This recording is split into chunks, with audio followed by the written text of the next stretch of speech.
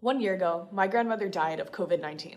It wasn't the year she died that was the hardest though, but the year before, when vascular dementia took her laugh, her smile, and her short-term memory. What she had left of her long-term memory though didn't seem to matter. In a room with white walls, a bed she couldn't escape, without human contact for hours at a time, what was there to activate her remaining neurons? This story isn't just my grandmother's, but the story of the at least 700,000 people with dementia in 17,000 traditional nursing homes across the country. And it might seem like exposure to visual and social stimuli aren't all that related to recovery. After all, nursing homes should be providers of shelter, sustenance, and medical attention, not brain activity. With dementia, though, there are no drugs that can stop or even slow the disease's progression, changing the definition of medical attention required. Because of the lack of recovery prescription drugs promise, caregivers are seeking out non-pharmacologic or non-drug alternatives to manage their loved one's symptoms. One non-pharmacologic therapy that has been researched extensively is exposure to enriched environments, or environments appealing to a variety of senses. For example, one study demonstrated that housing rats in cages with sensory-stimulating objects improves their memories and learning. Another study suggested enriched environments could shrink plaques on the brain associated with Alzheimer's. In spite of this laboratory success, enriched environments have yet to be widely transitioned to clinical settings because of impracticalities like cost and differences in the impairments of people with dementia. In the meantime, people with dementia consistently exhibit low levels of cognitive activity. Virtual reality, with its realistic graphics and haptic feedback, could transform these lifeless rehabilitation facilities into effective treatments. But not all enriched environments are made equal. Current enriched environments, present in only a subset of care facilities, are known as sensory rooms, or multi-sensory spaces intended to neurologically stimulate people with dementia. When compared against Japanese gardens, however, sensory rooms were significantly less effective in energizing people with dementia, calling into question the room's $10,000 to $30,000 price tags.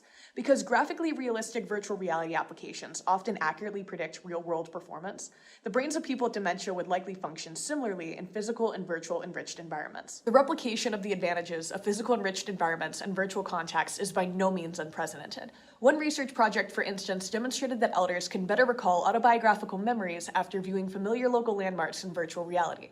With algorithms like Deep 3D that can convert two-dimensional frames into high-resolution three-dimensional videos, caregivers could film sites of their loved one's past so that the loved one could virtually visit them, potentially triggering comforting memories. But what about for people whose locations from childhood are long gone, with only written or photographic records and memories remaining? Introducing a new free virtual reality app available on the Oculus and HTC Vive, Resurrected Roof. How does it work? The algorithm employed depends on the number of images the user uploads of the environment they want to recreate. If only one image is inputted, the software generates a depth map of the image that allows for limited user movement within it. If more images are supplied, the app constructs a three-dimensional model of the scene using feature detection and alignment of features across images. To augment the amount of space that can be explored, the user can upload a blueprint of the site as well. Though existing software like VR Home Builder has managed to assemble three-dimensional blueprints from two-dimensional photos with the help of humans, and other software like Matterport allows for the scanning of up to 1,000 square feet of space for virtual reality viewing. Resurrected Roof combines three-dimensional meshes with users' provided photos for the most lifelike experience. Wait, how did we do that when the energy requirements of more sophisticated graphics have stunted progress in visual rendering in most other softwares? By tracking the position of the eye's gaze, Resurrected Roof takes advantage of humans' foveal vision, which makes objects in front of humans' eyes look clear and everything in their periphery look blurry. In other words, we concentrate the scene's pixels in front of the eye to increase resolution instead of increasing the number of pixels uniformly across the screen. Also, rather than use convolutional neural networks for eye tracking, we use a newer kind of brain-based algorithm called a spiking neural network to free up energy for increasing frame rate. That's not Resurrected Roof's only connection to the brain, though. The mechanism by which Resurrected Roof slows the onset of neurodegenerative diseases is referred to as neuroplasticity. Let me explain. Long-term memories don't disappear without constant retrieval, but rather become less readily available. By presenting a lifelike stimulus associated with many long-term memories, Resurrected Roof gives these neurons the opportunity to fire, helping to preserve the pathways that have been less severely damaged by dementia. We at Resurrected Roof know that head-mounted displays can be expensive, starting anywhere between $300 and $600. For a limited time, though, we're partnering with Rendeavor, another company specializing in virtual reality for senior populations, to extend low-cost subscriptions to assisted living facilities.